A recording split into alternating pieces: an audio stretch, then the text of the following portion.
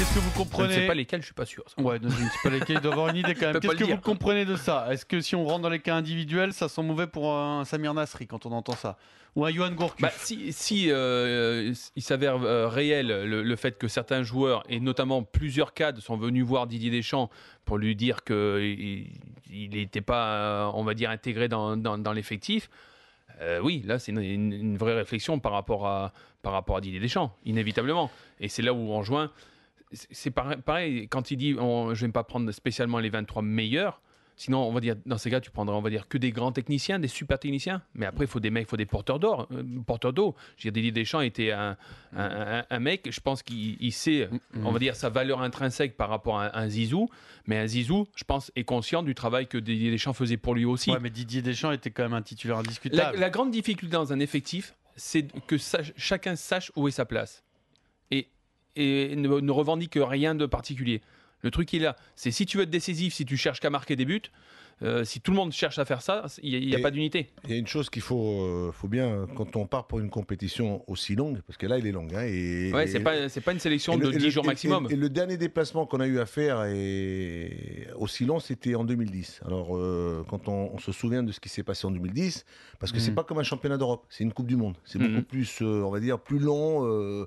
Là, Didier Deschamps, il faut certainement, on est en train de focaliser sur un élément, il faut certainement focaliser sur tout un ensemble d'éléments qui peuvent composer un groupe. Alors, il y en a d'autres. Et qui je sais pas. Ruffier, par exemple. Par exemple, si tu parles des attitudes, c'est m'est arrivé de voir des garçons, des internationaux, être remplacés dans leur club et ne pas être contents quand ils sortent. C'est quoi ça? C'est une bonne attitude ou c'est une mauvaise attitude? Parce que si tu la fais en club, ils peuvent te la faire en sélection. Je ne te donne pas de nom. Exactement. Je ne te donne pas de nom. Tu peux donner des noms. Je ne te donne pas de nom. Mais je sais très bien que certains de ces éléments, quand ils sont dans leur club, parce que vous focalisez sur un élément, c'est un groupe. Sur Nasri, tu veux C'est dire? vivre ensemble, c'est d'être ensemble, c'est de se préparer ensemble. C'est un sélectionneur qui te dit, là, c'est une équipe qui va commencer. Alors, ok. Ceux qui sont là, vous devez accepter. Très bien. Mais ceux qui sont là, qui doivent accepter, Le il faut qu'ils principe, il est l'acceptent. clair et c'est normal qu'un sélectionneur dise ça. Il n'y a pas de souci là-dessus. Maintenant, moi, le seul problème que ça me pose, Greg et Louis, c'est que j'ai pas l'impression qu'en équipe de France, on est pléthore de talent. Je veux dire, on est un peu limité quand même.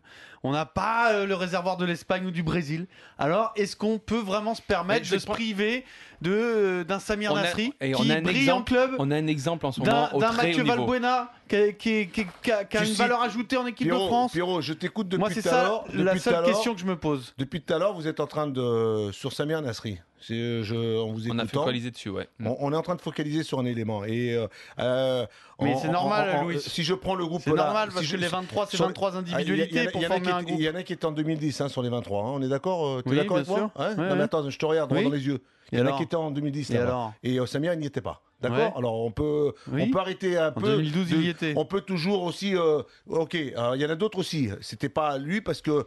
Ok, je comprends, moi. La démarche de Didier Deschamps, je la comprends et je l'apprécie. Et c'est tout à fait logique en tant que sélectionneur de se dire, en 2016, il y aura un championnat d'Europe. Ici, on est en 2014, on a une Coupe du Monde. On doit y aller en étant ambitieux. Il doit y avoir de l'ambition. On doit avoir un groupe qui soit cohérent, qui soit fort. Il faut surtout pas à vivre des émotions et peut-être traverser des tempêtes. Hein. Il faut pas non plus se priver d'amener les meilleurs. Il faut amener les meilleurs. Mais il faut amener les meilleurs. Mais c'est le principe d'une sélection, là-bas, c'est de prendre les meilleurs, on va dire. À la base, c'est de prendre les meilleurs. Mais faire un effectif, faire un groupe, c'est pas pareil. C'est-à-dire que quand, par exemple, je dis, voilà, je cherche des leaders techniques dans ce registre-là, j'ai le plan A, plan B, plan C. C'est-à-dire que, par exemple, si j'amène Valbuena, qui peut éventuellement pousser un peu ou concurrencer Valbuena pour jouer dans ce registre? Alors j'ai Nasri et j'ai Grenier peut-être. Alors à ce moment-là, tu te dis, voilà, c'est peut-être lui que je prendrai parce que lui peut à tout moment lui mettre la pression. Parce que si surtout dans ce style-là, c'est que la réflexion à avoir, c'est est-ce que Grenier n'accepterait pas plus volontiers cette place d'être remplaçant que Nasri? Après, le truc, il est là, c'est qu'après, il y a un travail de l'ombre, on va dire, que nous, on ne connaît pas, mais les entraînements sont hyper importants. S'il n'y a pas d'émulation, s'il n'y a pas un mec qui joue le jeu derrière, c'est délicat, c'est très Parce délicat. que tu as quand même vécu une préparation, j'en ai vécu une, moi, en 86, quand on part, et c'est vrai, quand on part dans une compétition, il te faut absolument, comme le disait si bien Didier Deschamps, parce que je pense que Didier, quand il t'annonce cela, il a quand même vécu une Coupe du Monde 98, il a vécu un stage de préparation avec des éléments, on en a écarté quelques-uns, et Aimé Jacquet a dit, voilà, je prends ce groupe-là, et c'est avec ce groupe-là que j'y vais, que j'avance. À la fin, ça lui a donné raison. S'imagine-toi qui se loupe et qui passe à côté, on lui aurait dit, dis-moi, bien sûr. t'as pas oublié sur ton chemin des éléments qui auraient dû être là. C'est pour ça que là, quand Didier va donner une liste, bah c'est tellement qu'elle soit cohérente, qu'elle soit qui te dise voilà, si un tel, c'est comme il va pas aller contre ses intérêts de toute manière. Hein. Je veux dire, il sait que c'est lui après qui est devant tout le monde. Hein. C'est lui qui morfle. Hein. L'importance d'un groupe, tu as vécu toi une situation similaire, c'est-à-dire tu pars en stage. Tu sais très bien que quand on est en stage,